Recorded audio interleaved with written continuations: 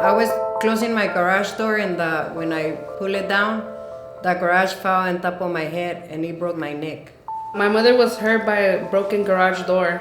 I had just gotten home from work and I just heard her scream. I told her we needed to call 911. She started turning purple like right away. I contacted David Woolf, and when I text him immediately, he contacted me right away.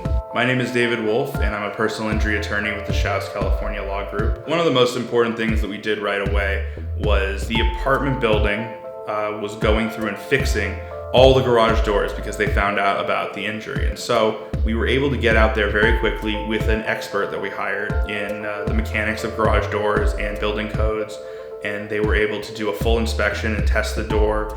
At the end of the day, we were able to obtain from Maria $1 million in this case. When I was in the hospital, I was very scared because I was not even able to eat by myself.